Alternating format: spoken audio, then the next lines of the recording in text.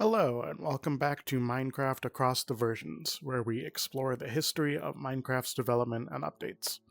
Last time we covered the pre-classic, classic, and Infdev cycles. Now we move on to Infdev, and we'll cover some of what goes after.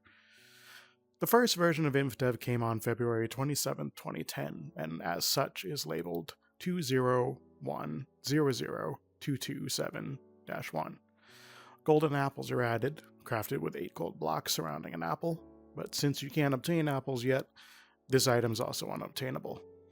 In world generation, worlds have now become infinite, and the far lands make their first appearance, if you feel like walking far enough. Brick pyramids generate at the coordinates 500 by 500 in every world. I think they also pop up in a couple other spots, but that's like the closest spot. And it's a test for structure generation, and it would end up removed a few updates later. Sorry. On March 16th, 2010, the next update brought back humans, although there's still no way to spawn them legitimately. They now exist with 2 different save game IDs, Mob and Monster, although they both just look like the Steve model. Mob is the original passive human from Classic. It doesn't have any movement AI anymore, so it can't walk around. It can, however, rise in water and look around.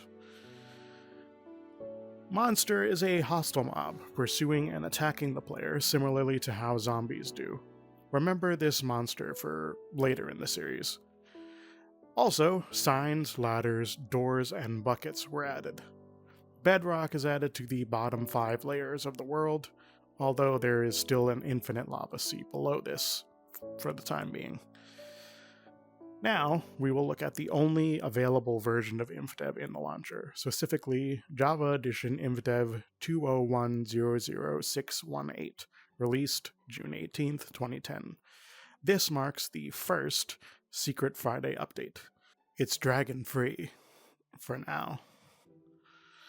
At this point, there are rails, minecarts, the void now exists replacing the lava sea, and a side note is that due to the rework of the liquid system, sponges no longer function and would only be able to be obtained in creative mode from beta 1.8 onwards until, well, they basically got re-implemented.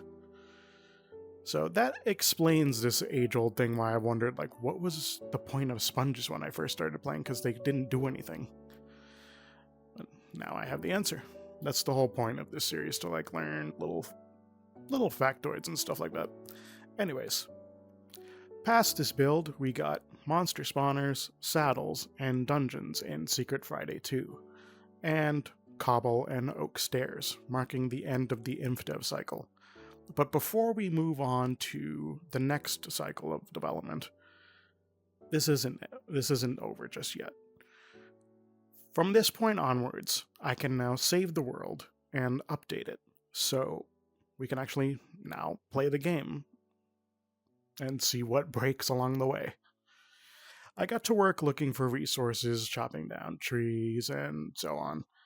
It's very quickly apparent that you cannot shift-click to move items around like you would do today.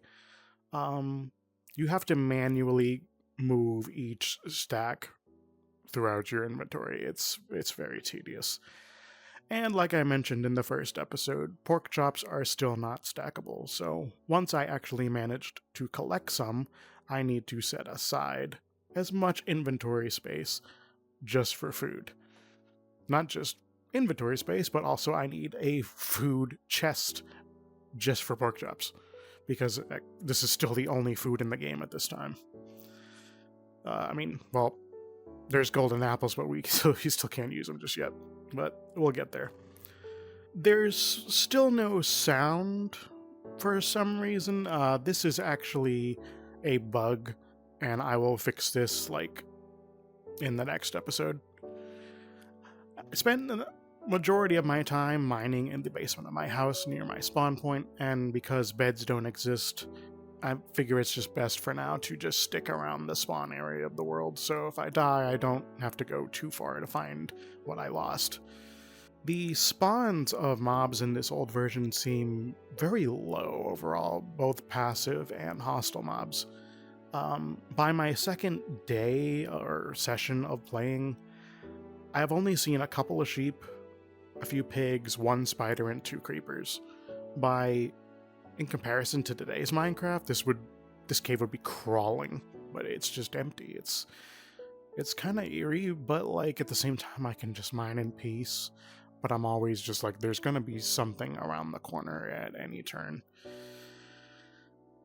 Anyways, by session 3, I encountered a skeleton in my cave and managed to escape. And I managed to find some gold and some iron later on, and collected some lava for a little side project that you'll see what I'm up to. Satisfied with my adventures in this version, it was time to move on. Nothing major happened in alpha version 1.0.0 besides it just being the first alpha. But in version 1.0.1, Secret Friday 3, we did get some interesting items. Iron doors, levers, redstone ore, and dust. The redstone torch, stone buttons, and wooden and stone pressure plates. If you had a world with gears in it, they would most likely turn into redstone or pop off of the surfaces they were on, depending on how they were set up. In version 1.0.3, hostile mobs got their own sound effects. Before this, they shared the classic hurt sounds the player made, and caves now have their own ambient sounds. In version 1.0.4, Secret Friday 4, we got winter mode, snowfall, and with it, the additions of ice and snow. This is the next available version to play, so let's have a look. I actually had to create a new world for this because after wandering and wandering and wandering for like 30 minutes, I could not find a single bit of snow. So, here you go. Very cool. And lastly, for this episode, we will look at version 1.0.5 and its playable patch, version 1.0.5-01. Snowblocks can now be crafted from 9 snowballs and will drop 6 when destroyed. Snowballs can be thrown, but do no damage, and for now can be stacked up to 64. And in the patch, water can now freeze into ice, and snowballs become harvested with a shovel. And I know this one was a little bit shorter than the previous one, but that's just how it'd be. Anyways, tune in next time to see how this happened. It was an accident, I promise. See you next time.